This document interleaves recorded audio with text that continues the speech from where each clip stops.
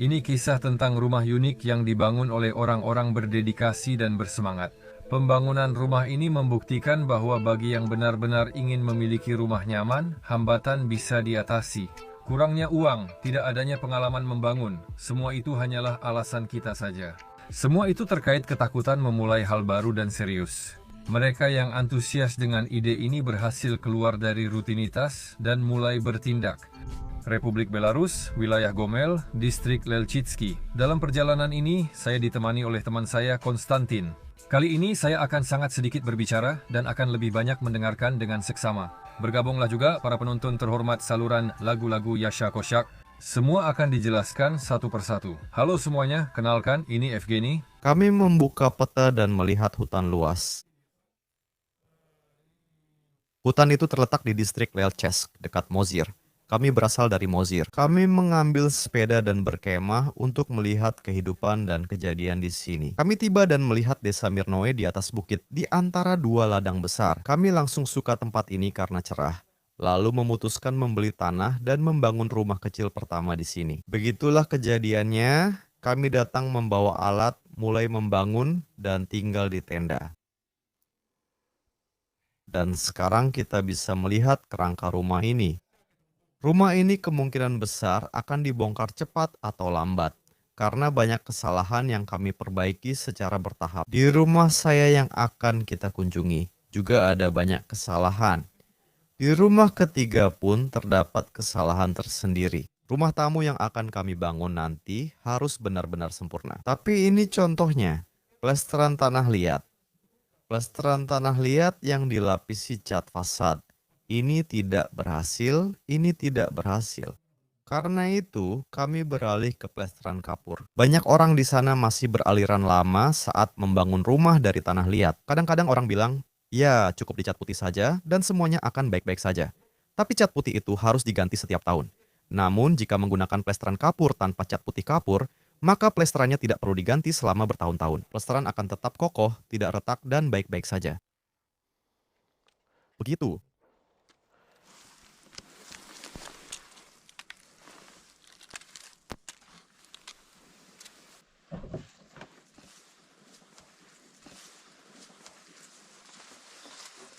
Seringkali rumah digunakan seperti gudang besar, tempat menyimpan berbagai macam alat. Di dalamnya, kita dapat melihat cara dinding dibangun. Teknologi Glinocurka memakai tanah liat dan kayu bakar. Dari sini terlihat belum diplester.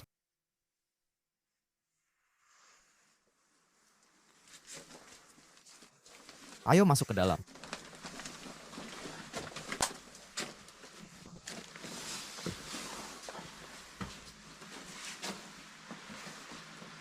Di sini, tentu saja sekarang berantakan. Banyak barang-barang. Awalnya kami tinggal di rumah kecil ini dan mulai membangun rumah saya. Di sini ada ranjang tingkat, tempat kami tidur seperti di dipan. Ini apa? Di mana? Contoh yang menarik. Oh, ini Peternakan penambangan? tidak, tentu saja. Apa ini? Ayo, siapa yang bisa menebak ini di kolom komentar. Coba tunjukkan dari atas. Microwave? Benar. Lalu apa selanjutnya? Ini adalah magnetron. Benar. Meriam magnetron. Itu untuk apa? Untuk membunuh serangga? Benar. Sektor hadiah di roda. Ini dia, alat untuk melawan rayap dan kumbang kayu. Serius? Iya, Ya, aku juga sudah menduganya. ini adalah hasil pengembangan Sergei.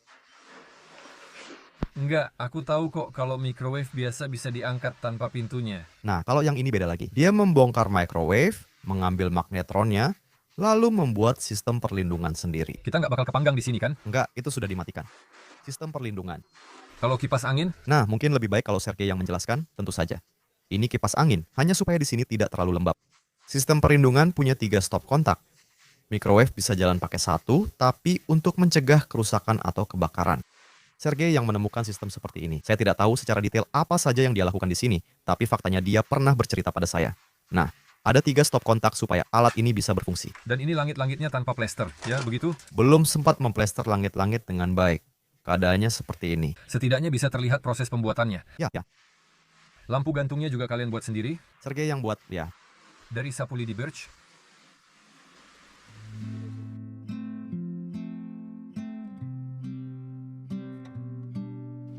Di sini bisa dilihat ada batu. Ini hanya dekorasi saja. Fondasinya di sini terbuat dari karung polipropilena. Karung polipropilena saja yang ditata, lalu di atasnya mulai dibangun dinding. Di atas karung juga ada lapisan kedap air. Dari karung polipropilena yang diisi pasir, hujan mulai mengikis tanpa lapisan pelindung, dan semuanya mulai berantakan. Kami masih berjalan-jalan sebentar di sekitar rumah unik ini yang bentuknya tak biasa di Belarus.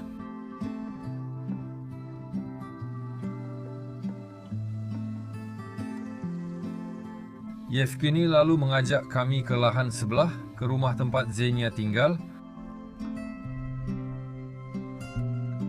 Apa yang ada di atap bisa masuk rumah dari sana? Konstantin adalah blogger Rutube baru.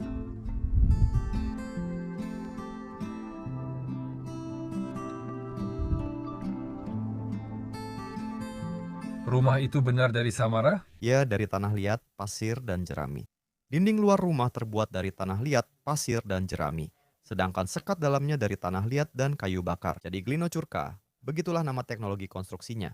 Saya langganan kanalmu setelah menonton videonya. Rumah itu kamu bangun di sana, harganya di sana sekitar $900 lebih atau $1.000 lebih, sekitar 1.000, seperti itu. Ya, rangka rumah itu harganya sekitar $1.000. Kalau atapnya? Nah, yang paling mahal dari atap itu adalah membran polivinil butiral yang berfungsi sebagai pelapis anti air. Dan harganya waktu itu saya beli sekitar $300. Jadi, pelapis anti air atapnya $300. Rangka dan sistem kuda-kuda, rangkanya saya buat dari kayu sisa, harganya seperti kayu bakar.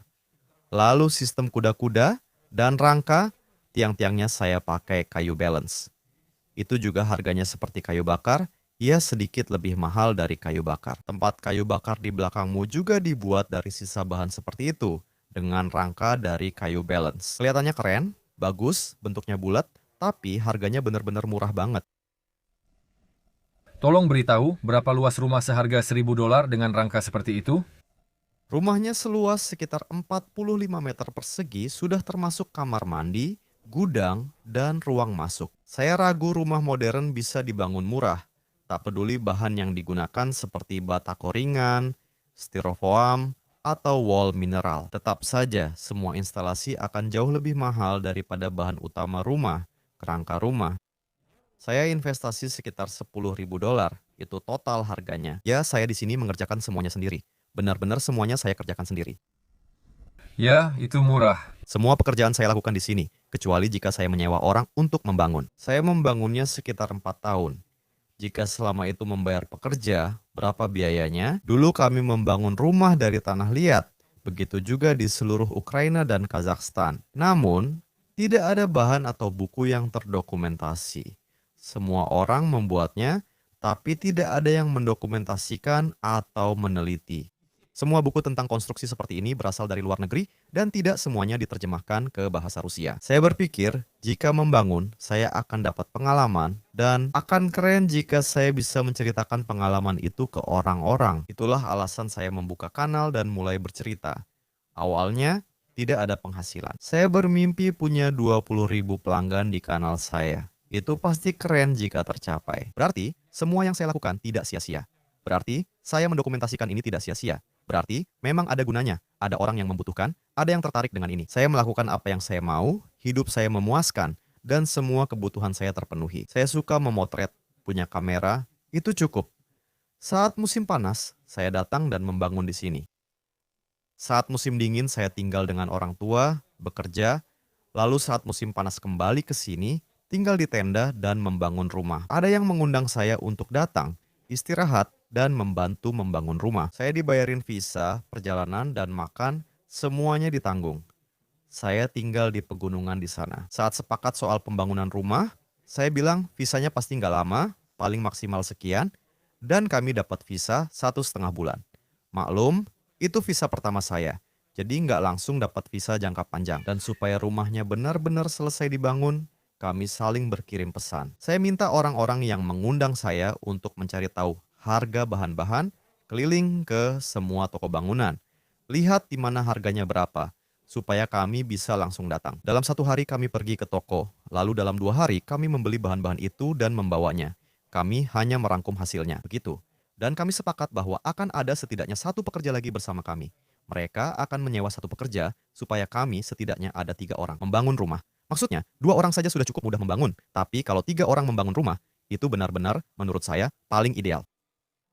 Begitu. Tapi pada akhirnya tidak ada yang dikerjakan. Sama sekali tidak ada. Tidak ada usaha sama sekali. Dalam seminggu, kami mengunjungi semua toko bangunan, menemukan material, dan dalam 1,5 bulan berhasil membangun rumah rangka beratap dan tungku, tanpa finishing. Nah, ini adalah ruang depan.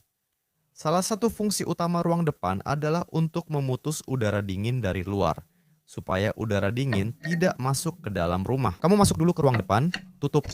Seperti, tahu kan, di kapal luar angkasa ada pintu kedap udara. Kira-kira seperti itulah konstruksinya. Selain itu, ini memberi kehangatan ekstra di rumah berkat dinding dan ruang udara tambahan. Dan selain itu, ini juga merupakan ruangan di mana kamu bisa meletakkan kulkas dan menyimpan berbagai macam makanan. Sebaiknya tambur dibuat di utara.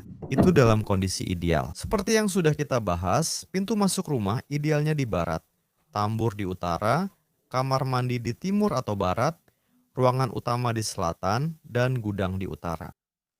Ada rangka dan atap. Setiap kasau bertumpu pada yang lain dan saling mengunci, hasilnya seperti ini. Kasau pertama diletakkan di penyangga, lalu 2 benda seperti ini dipasang dengan tongkat, dan setelah itu mulai dipasang melingkar. Lalu kasau terakhir dimasukkan di bawah kasau sebelumnya, dan atapnya turun seperti itu. Selesai. Ini kasau, lalu reng yang diplester di bawah. Di atas reng ada serbuk gergaji sebagai isolasi, lalu lapisan udara berventilasi agar serbuk tidak membusuk. Setelah itu, ada tiang-tiang, di atasnya dipasang kasau, lalu reng lagi, dan akhirnya atap tanah. Dan berapa berat atap seperti itu? Ya, sekitar 10 ton. Ini adalah lampu pijar biasa. Dan saya punya dimmer di sini, saya putar di sini. Dengan dimmer, saya bisa menguranginya. Saya punya ide untuk membuat semacam tiruan pencahayaan lilin. Tidak ada yang bisa meniru nyala lilin lebih baik selain lampu pijar. Cahaya alami? Ya, benar. Itu disebut tungku roket. Tungku ini istimewa karena sangat efisien. Kelihatannya kecil, tapi sebenarnya sangat besar. Ini bangku tanah liat, tempat aku tidur. Ini juga bagian tungku. Semua konstruksi punya cerobong asap dan menjadi panas. Kalau aku masukkan tanganku ke sini, di dalamnya hangat. Kalau aku masukkan tanganku ke sini, di dalamnya hangat. Saat musim dingin ekstrim, suhu minus 30 derajat.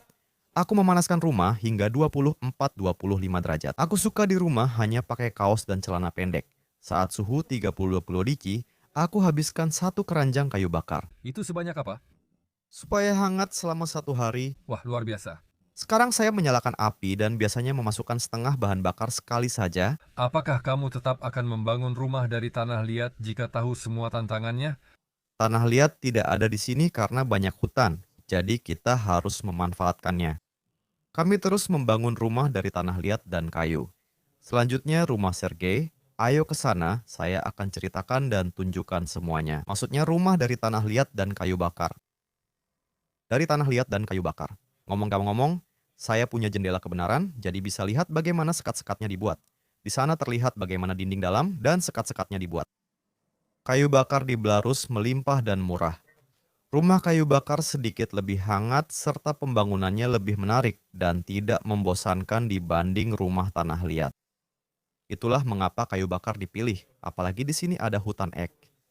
Harga kayu ek dan birch sama, jadi membangun rumah dari Glinocurca kayu ek sangat ideal.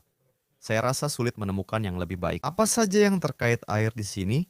Ada pemanas air, mesin cuci, lantai hangat, dan sensor lantai hangat. Di sini saya memasang sistem penyaring air reverse osmosis. Apa itu sumur bor? Ya, sumur bor. Nah, ada air panas dan dingin. Di sini kamar mandi. Ada toilet, shower, bidet, wastafel, cermin, ventilasi. Semua yang dibutuhkan ada di sini. Setiap rumah perlu gudang sebagai tempat menyimpan barang. Jamur keringnya dari sini? Benar, jamur putih. Hari ini pizza akan dibuat dari jamur itu. Barang di gudang bagus, salah satu jendelanya paling indah. Kacanya kecil-kecil ya kan? Iya, Jadi bahkan menghemat pada kaca juga? memang waktu itu sama sekali tidak ada uang. Saat saya mulai membangun rumah, saya hanya punya $100 di kantong. Itu hanya cukup untuk beli gergaji mesin dan beberapa barang lain, dan beli sekop. Kurang lebih sama gerobaknya. Saya beli gergaji mesin yang sangat murah. Ya, saya bersama teman saya. Kamu sering bertemu di sini dengan temanmu ya? Tadi ada suara, terus mendadak hening ya. Saya butuh setahun menyelesaikan ruangan ini. 1 tahun? Iya, dulu di sini ada gudang. Saya ganti tiangnya karena pemasangan sebelumnya salah dan mulai membusuk, jadi harus diganti. Saya mengangkat dengan dongkrak dan mengganti tiangnya. Dulu di sini belum ada lantai, plester langit-langit, maupun dinding. Saya membongkar plesteran lama karena dulu salah membuatnya, sekaligus membuat tungku. Jadi ini adalah pekerjaan yang sangat-sangat besar. Di sini ada tungku terpisah? Ya, ini tungkunya. Kamu bisa rasakan lantainya di sini berbeda, tidak seperti di sana. Di sini dipanaskan, tapi sekarang agak dingin. Seseorang akan tidur di sini malam ini. Berapa biaya renovasi kamar ini? Sekitar $500 sampai $700 habis untuk renovasi total. Mungkin 700 sampai 800. Berapa meter persegi ukuran kamarnya? Kamarnya, Di sana tidak ada meter persegi, mungkin hanya ada meteran bulat. di sana meternya tidak benar. Bahkan bukan bulat. Luasnya sekitar 7 sampai 10 meter persegi. 7 sampai 10. Kira-kira seperti itu. $50 per meter persegi habis? Di sini, ini bukan sekadar renovasi, tapi lebih pada kreativitas. Di sini uang tak lagi dihitung, berapapun dikeluarkan. Tujuannya di sini bukan berhemat, tapi menciptakan gaya seperti di rumah. Ini jendela atap di rumah saya yang memberi cahaya dari atas. Nah, terlihat di sini saya menutupi dengan spunbon lebih banyak, supaya matahari terkumpul di sini, memantul, dan lebih banyak cahaya masuk ke rumah. Jendelanya kecil karena saat membangun rumah saya kekurangan uang. Jadi dipasang seperti ini. Jika sekarang membangun, saya tidak akan buat jendela seperti itu. Jika dulu punya uang, pasti pasang jendela besar. Kita lanjut ke kepemilikan berikutnya, ke rumah yang dibangun Zenya bersama temannya Sergei untuk Sergei. Zenya, atau Evgeny Raevsky, sangat terkenal di dunia maya. Jika Anda mengetik kata pembangunan alami di mesin pencari manapun, blognya bisa dengan mudah ditemukan di banyak situs. Rumah ini dibangun dari kayu bakar. Kami membangunnya sekitar 2-3 orang selama 3 tahun. Dan dindingnya diplester dengan kapur. Catnya retak dan mengelupas, seperti yang kalian lihat. Efek yang sama juga terjadi di rumah ini, dan kami harus mengganti seluruh plesteran luar, cat, dan memplesternya kembali. Dengan plester berbahan dasar kapur yang dicampur pigmen. Ini bukan cat, ini adalah tekstur hidup dari plesterannya. Jadi semua warnanya begini? Ya, Di dalam, warnanya sama, apakah ini tanah liat kapur? hanya pasir kapur saja. Iya. Bisa menempel dengan baik kan? Sudah 2 tahun, sekarang tahun ketiga. Bisa juga plester peta kayu? Tidak. Ya. Menurut aturan, rumah harus dibangun agar kapasitas panas dan konduktivitas termal material menurun ke arah luar. Di dalam rumah, gunakan material dengan kapasitas panas dan konduktivitas tinggi. Semakin keluar, pilih material dengan kapasitas panas dan konduktivitas lebih rendah agar rumah berfungsi sebagai isolasi. Melapisi rumah kayu dengan plester dari luar juga menguntungkan. Di satu sisi, itu akan bekerja karena celah-celah dan lubang-lubang akan tertutup. Menurut saya, sebaiknya tidak dilakukan. Lebih baik tambah plester di dalam, luar cukup ditutup rapat dengan dempul. Plester tanah liat tebal 10 cm. Itu berfungsi menutup celah dan lubang, lalu menjadi massa termal. Untuk apa massa termal di rumah? Kita menyalakan tungku atau pemanas. Di rumah sendiri? Rumah mana saja, apakah itu menumpuk? Ya, itu seperti penyimpan panas. Dan perubahan suhu akan sangat-sangat halus. Kalau kita pilih rumah rangka dari wall mineral atau polistirena, apa kekurangannya? Di dalam rumah sedikit massa termal, jadi jika pemanas dimatikan, suhunya akan turun drastis.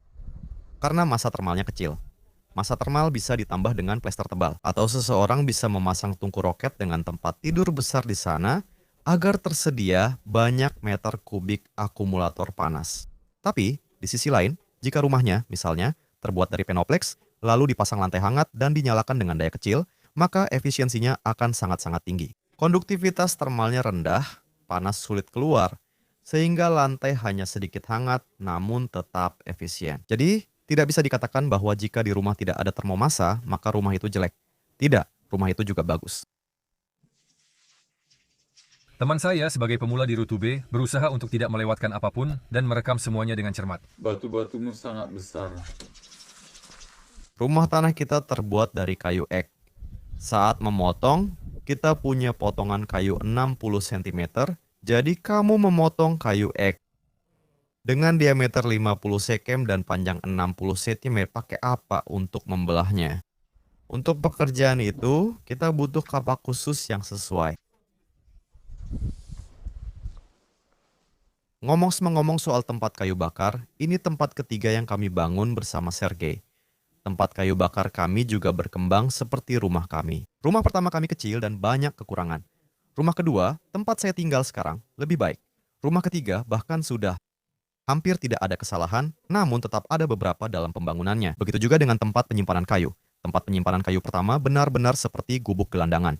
Itu ada di lahan saya, lalu saya menendangnya dan langsung roboh. Tempat penyimpanan kayu kedua kami bangun di rumah Sergei sesuai beberapa catatan. Misalnya, salah satu catatannya adalah kayu bakar jangan diletakkan di tanah agar ada lapisan udara di bawahnya.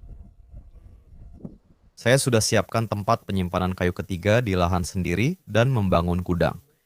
Ini juga tempat penyimpanan kayu Sergei, jadi yang keempat yang kami bangun. Gudang kokoh di sini akan dijadikan bengkel lengkap. Gudang ini menempel pada tempat penyimpanan kayu dan rangkanya sudah ada. Kamu menghemat waktu untuk membangun tempat penyimpanan kayunya jadi besar. Dan pada saat yang sama, kamu punya gudang besar yang nantinya bisa diubah menjadi bengkel.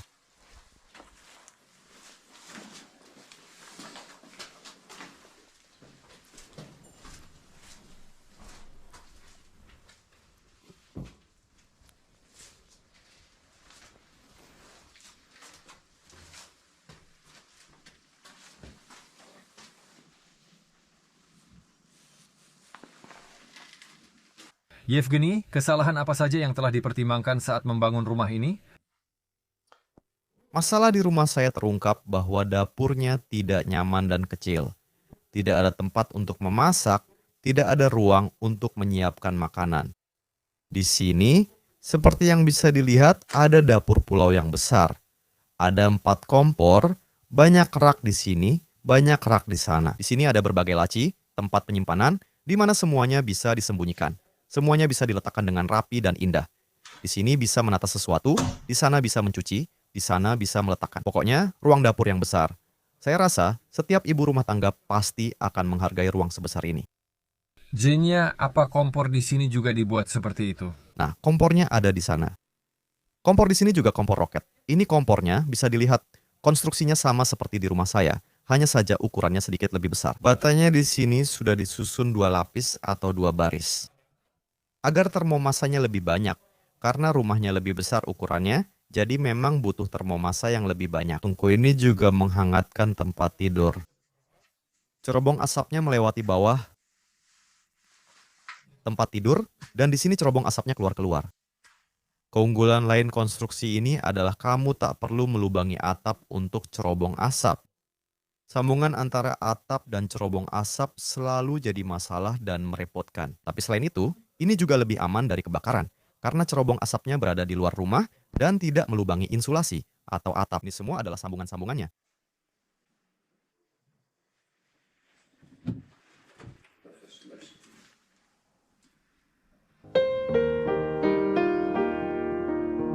Melodi yang indah dan terasa familiar.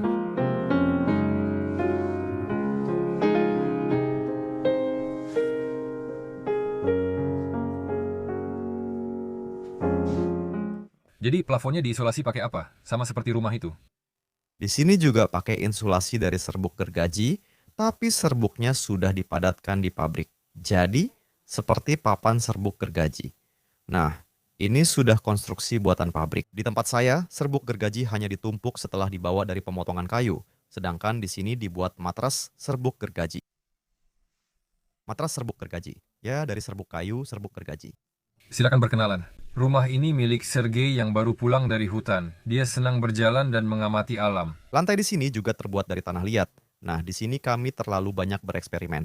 Akhirnya, lantainya retak. Kami akan mengganti lantai, menuang skrit beton, lalu melapisinya dengan pernis. Lantai tanah liat tak lagi dipakai di sini. Sudah dihapus? Kalian kan sudah mengikis tanah liatnya dari situ. Tanah liatnya hancur karena kalian menambahkan beton. Bukan beton, semen. Iya. Di ruang utama, Itu percobaan lain. Kami sering bereksperimen di sini. Banyak orang menyarankan menambahkannya ke adonan tanah liat. Sejumput semen agar lebih kuat. Hal ini juga tertulis di dalam buku. Bisa dibilang Talmud. Di Jerman, ada orang-orang yang membangun seluruh laboratorium di sana. Mereka juga melakukan penelitian tentang penambahan semen yang meningkatkan sifat larutan tanah liat. Tapi ketika kami membangunnya di tempat kami, itu justru mengurangi kekuatan lantai. Jadi lantainya menjadi sangat tidak kuat. Jika kami membuat lantai hanya dari tanah liat saja, atau membuat lantai hanya dari beton saja, lantai itu akan beberapa kali lebih kuat dibandingkan lantai dengan menambahkan tanah liat dan semen ke dalam adonan. Makanya lantai kamar mandi harus dibongkar seluruhnya. Mungkin proporsinya perlu diubah, misal pasirnya dikurangi. tanah liat bereaksi dengan semen lalu saling meniadakan. Ya, maksudnya supaya... Air untuk pencampuran kurang karena tanah liat ini Jadi begitulah masalahnya. Maksudnya, semen memerlukan air untuk mengeras, berikatan dengan molekul air, lalu membentuk struktur baru. Ketika tanah liat mengeras, airnya menguap, dan lempeng-lempengnya menempel pada butiran pasir. Tapi kalau semen dicampur dengan tanah liat, lempeng-lempeng itu akan menjadi penghalang bagi ikatan semen. Begitulah strukturnya. Sehingga semen dan adonan tanah liatnya jadi jelek. Hasilnya hanya jadi bubur aneh tanpa kekuatan. hanya pasir yang dipadatkan saja. Memang hanya pasir yang dipadatkan dengan air. Seperti membasahi pasir lalu memadatkannya, hasilnya begitu. Semua ruang dibuat untuk dirinya sendiri. Jadi aku hanya membayangkan bagaimana aku ingin membuat rumah yang sempurna, di mana aku akan merasa nyaman, di mana letak setiap tempat, di mana semuanya berada, di mana meja akan diletakkan. Semuanya datang perlahan-lahan dengan sendirinya. Aku ingin duduk di meja dekat jendela besar menghadap barat untuk melihat matahari terbenam. Jadi orientasinya seperti itu, lalu sisi lain menyesuaikan sendiri.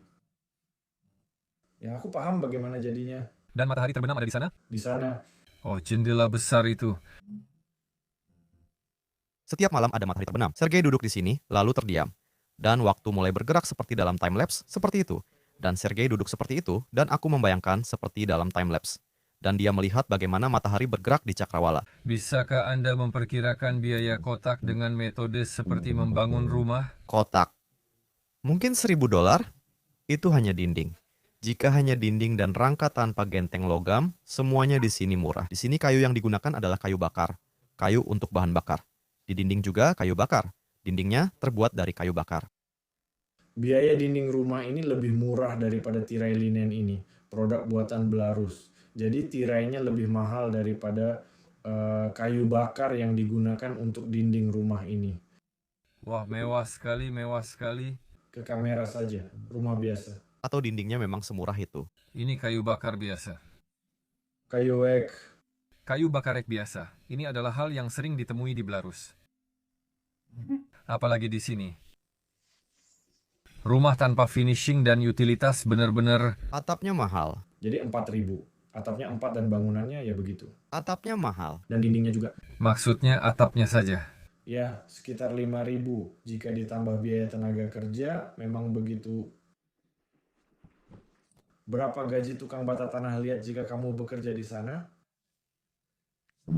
Mahal. Berapa bayaran yang kamu inginkan? Kalau kamu memang ingin bekerja, Saya sebenarnya punya uang untuk makan.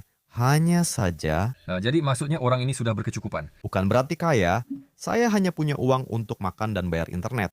Bisa dibilang saya hidup dalam kondisi yang nyaman bagi diri saya sendiri. Bagaimana ya? Di rumah saya sendiri yang saya bangun. Berapa biaya agar saya meninggalkan kenyamanan ini? Supaya saya mau pergi bekerja di suatu tempat. supaya saya mau bekerja untuk orang lain, memberikan jasa saya kepada seseorang. Di sini juga, ya, pada akhirnya, uang selalu menentukan segalanya. Selalu bisa ditemukan jumlah uang yang bisa menyelesaikan segalanya.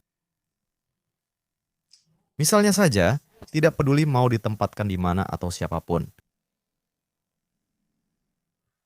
Ya, sekitar 5-10 ribu dolar per bulan. Mungkin saja saya bisa disuap. Membangun rumah untuk orang? Agar dibayar tiap bulan, saya coba membuat sesuatu untuk mereka. Yang paling menarik adalah ketika kita bicara tentang dinding murah seperti ini, harganya $1.000. Banyak sekali orang yang menulis, ya tidak banyak sih, tapi memang ada orang yang menulis dengan usulan, bangunkan kami rumah seperti itu, kami hanya punya beberapa ribu dolar, Ya, kami juga ingin rumah yang murah. Dan tidak ada yang membayangkan bahwa pekerjaan, pengetahuan. dan membangun rumah apapun itu selalu tidak murah. Karena, ya, bahan-bahannya sendiri memang murah, tapi pengetahuan tentang cara menggunakannya itu yang mahal. Jadi tanpa pegangan. Ya, benar. Tidak ada ide, tidak ada kepala, tidak ada juga rumah murah. Bagaimana ya? Kepala, ide. Di sini pengalaman. Kami sudah 10 tahun di sini, 10 tahun bereksperimen dengan keras. Di Mirni ada aturan bahwa setiap pembangunan harus diubah 3 kali. Jadi, kami selalu melakukan perubahan 3 kali. Lantai ini, lantai sudah akan yang keempat kalinya. Gudang kayu juga sedang dibangun untuk keempat kalinya, rumah yang ketiga. Semuanya 3-4 kali. Bagaimana kalian membuat singgasana ini? Kursi, Kursi-kursi itu terbuat dari kayu ek. Saya membeli slab kering langsung dari penggergajian pribadi, jadi itu potongan kayu ek. Tidak dipotong rapi. Saya mengolah dan merakit kursi itu sendiri dengan alat tangan sederhana.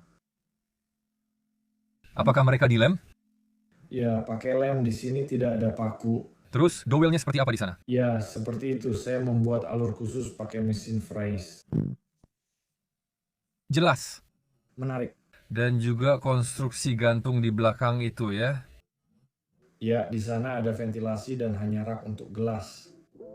Kami sangat menikmati pengalaman berinteraksi dengan para pembangun hebat ini. Semoga kalian juga. Jadi jangan lupa beri jempol ke atas. Langganan kanal Lagu Yasha Kosyak dan Konstruksi Alami Z-nya. Ikuti Rutube, grup V Kontakte TikTok dan Zen lewat tautan di bawah. Tekan lonceng agar info terbaru tidak terlewat. Ya, semoga perdamaian tercipta di seluruh dunia. Terima kasih atas keramahannya. Waduh, sungguh ini benar-benar keren dan sangat menarik. Benar-benar heroik, benar-benar sungguh heroik, pahlawan di zaman kita. Tinggal menambah lebih banyak orang untuk tinggal di sini. Maksud saya ke desa, ke rumah yang akan kalian bangun dan sewakan. Amin.